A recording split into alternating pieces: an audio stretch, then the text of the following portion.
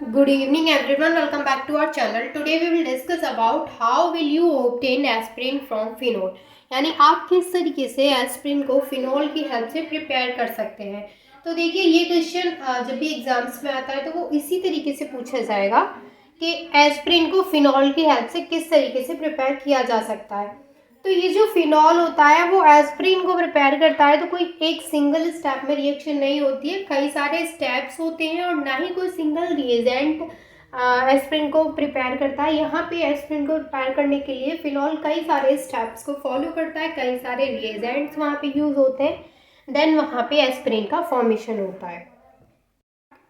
तो यहाँ पे हमारे पास है फिनॉल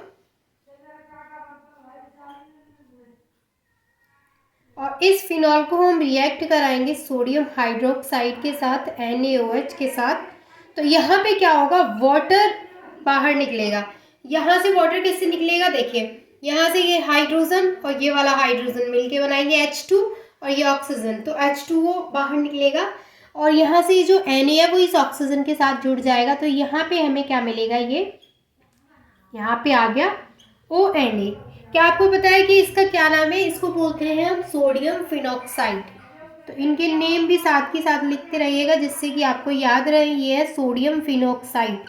अब देखिए सोडियम फिनॉक्साइड तो बहुत कॉमन हो गया, आई थिंक आपको याद होगा, क्योंकि कई सारी रिएक्शंस मैंने आपको बताई हैं कि फिनॉल जब भी NaOH के साथ रिएक्ट करता है देन वो क्या बनाता है, सबसे पहले वो वहाँ पे सोडियम फिनॉक्साइड का वहाँ पे फॉर्मेशन होता है। ठीक है, तो आपको याद आ जाना चाहिए कि सोडियम फिनॉक्साइड का जो केमिकल फॉर्मूला होता है, जो उसका स्ट्रक्चर होता है वो ऐसा होता है कि हाइड्रोजन की जगह पे Na लग जाता है। ठीक है, अब ये जो सोडियम फिनॉक्साइड यहाँ पे फॉर्म हुआ है, अब ये रिएक्ट करता है कार्बन डाइऑक्साइड के साथ में।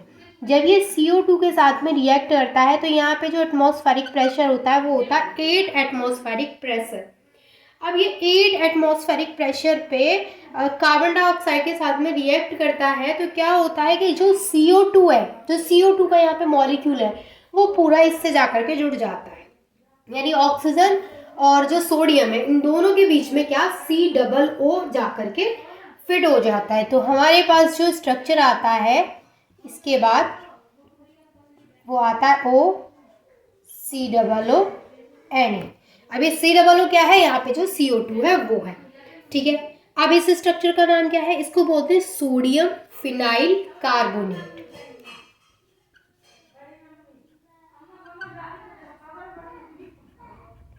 Sodium phenyl carbonate. अब जो सोडियम फिनाइल कार्बोनेट है इसमें इंट्रामोलिक्यूलर रीअरेंजमेंट होता है, यानी इस मॉलिक्यूल के अंदर ही क्या होगा, रीअरेंजमेंट होगा। अब रीअरेंजमेंट क्यों हो रहा है, क्योंकि देखिए कभी कभी क्या होता है कि जो हमें प्रोडक्ट चाहिए उसके लिए रीअरेंजमेंट कराना वहाँ पे ज़रूरी होता है। तो यहाँ पे होगा इंट्रामोलिक्यूलर रीअरेंजमेंट। इंट्रामोलिक्यूलर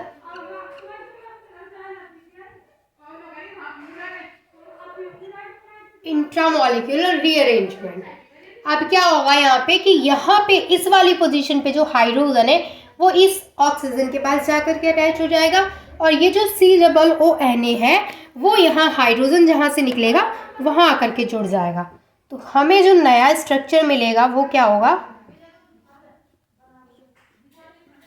यहाँ पे OH, यहाँ पे COONA। अच्छा, इस स्ट्रक्चर का नाम क्या होगा, इसको बोलते हैं सोडियम सैलिसिलेट। ठीक है, क्या बोलते हैं, सोडियम सैलिसिलेट। सोडियम